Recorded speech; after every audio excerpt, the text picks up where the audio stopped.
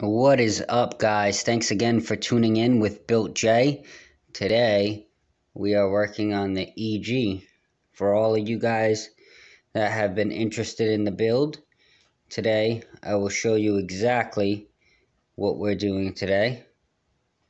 And I've got a bit of a head start, about 9 hours, 8 hours in prep time, 2-3 hours here and there each day. It is labor intensive, so you got to be patient and take your time. Paint removal, I'm going to be doing a little bit of welding, which has already been done. I've got some plates welded in for those bay holes, so we've got that done. Got a head start on that, and we've been removing the seam sealer.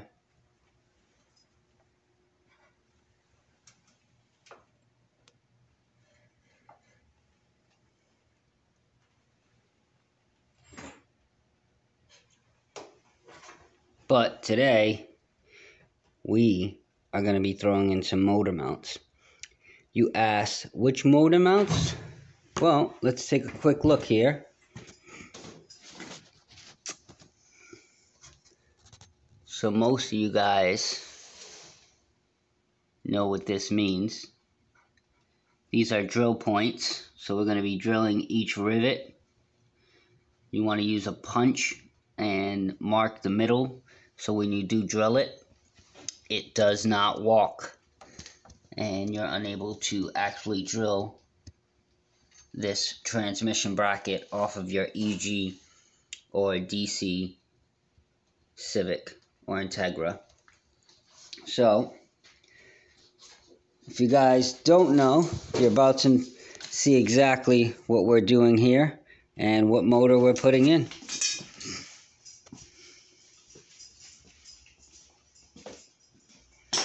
So this is the beast that we're going to be putting in. This animal right here. So let's take a walk over here, and there we have it. Some Hashport J series motor mounts. Woohoo! Aren't we excited? Took about 20 days for me to receive after purchase, but that's what's going on. So let me go ahead and jump into the removal of this bracket.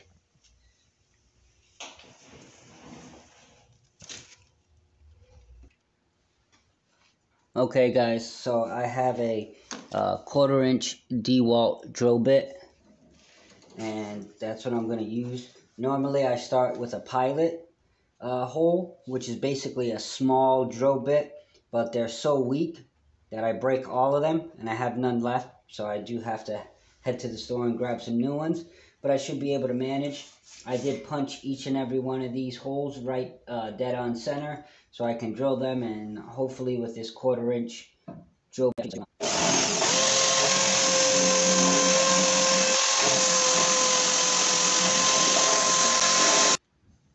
Okay guys, I stopped for a second because you want to get yourself some oil.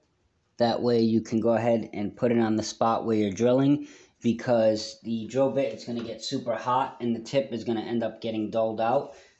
If you have a brand new drill bit, I've used this one quite a few times, but if you have a brand new drill bit, it might be a lot easier. But go ahead and apply a little bit of oil on there. That way it'll be nice and easy, and it's not going to get as hot as it would if it didn't have oil. Alright, let's go again.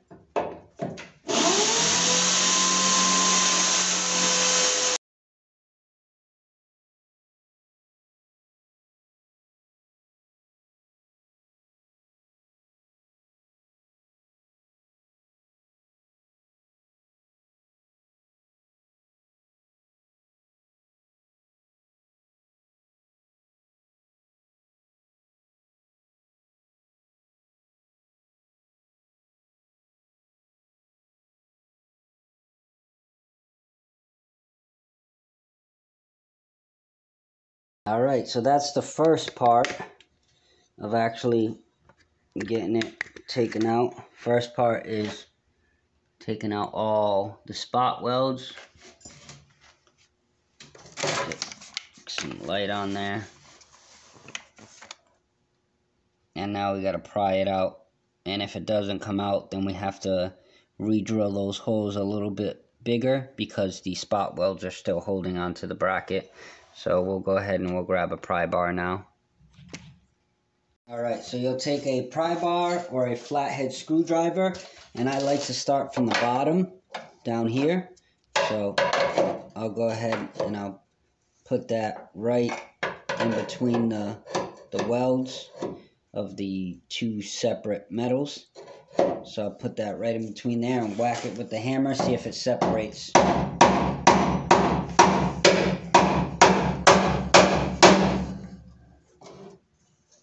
Alright, you can see it moving just a little. So let me see if I can get my pry bar on there. So I opened up the gap just a little. Sorry if you can't see that. Let me see if I can get a good view. So now my pry bar is in between this metal and that metal. So now I have some room. Flathead screwdriver might be a little bit better, but let's see if we can pry this back. Back you guys up, because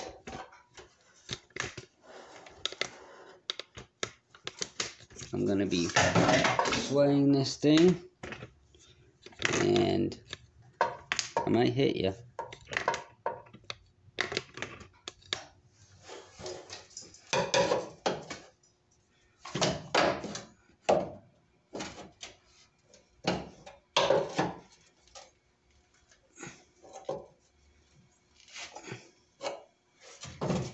Alright, so it looks like the spot welds are still on there pretty good for the bottom, so I'll have to get another drill bit, a bigger one, and then just re-drill it. It should be easy since you already have the hole that's already there. So let me see if I can get the top.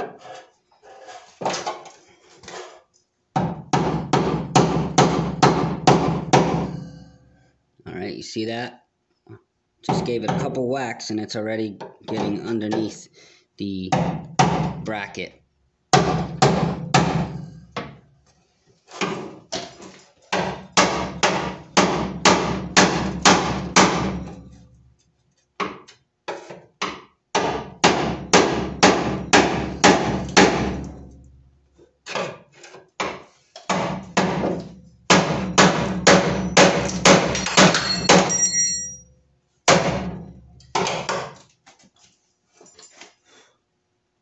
Alright, there's one spot weld released.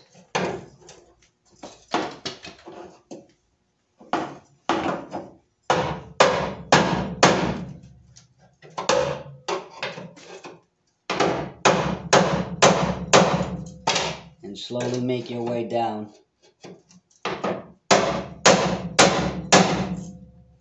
Make your way down and pry up.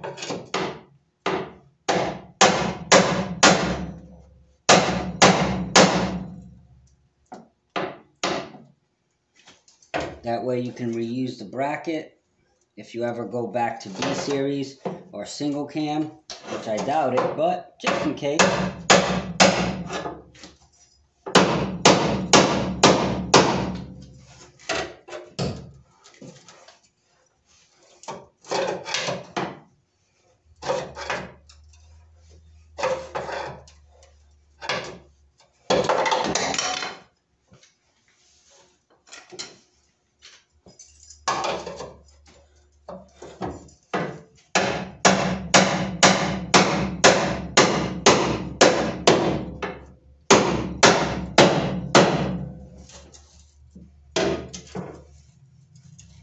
Alright, now we'll make it to the other side. Okay, so now we'll stick the pry bar underneath the metal again and whack it.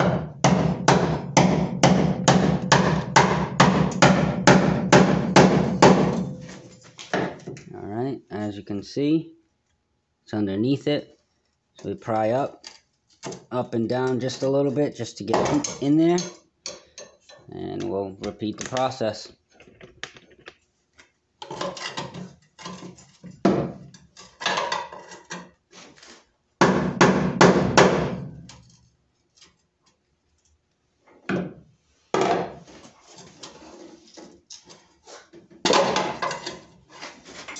If any of you guys are wondering what size hammer I'm using, it's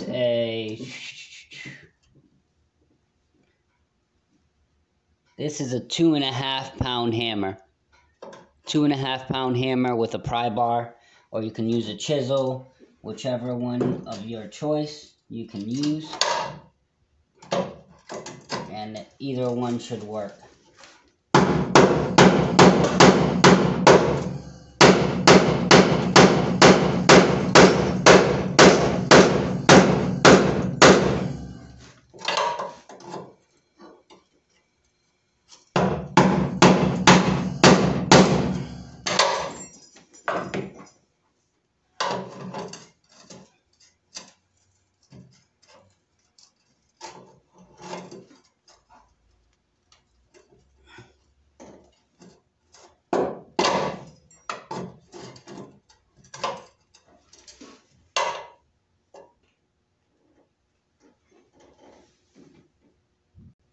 So this one is still connected. Okay, the phone died there for a second, so I was able to get it back up and running, get a chisel, drilled it out a little bit more, and just give it a good whack.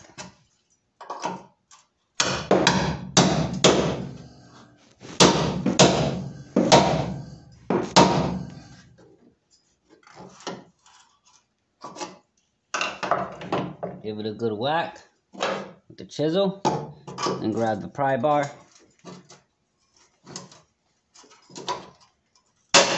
Boom. There you go. Top is unmounted. I don't know if you guys can see that in the video, but see all that play? The top is unhinged.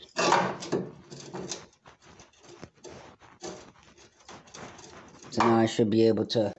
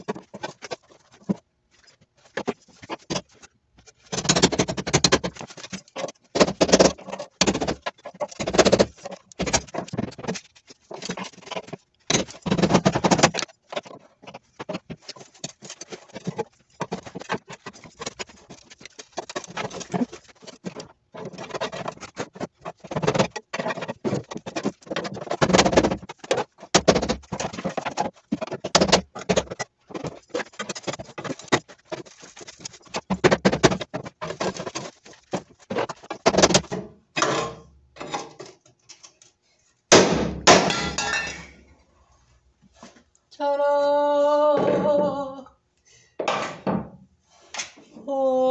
Alrighty then. Wow. Alright. Not bad at all. Alright guys, so now you can see the aftermath. So 1, 2, 3, 4, 5, 6, 7, 8, 9, 10, 11, 12 holes you had to drill out to get that bracket off. And then we can install the J series bracket, which is going to be holding on to the passenger side of the block.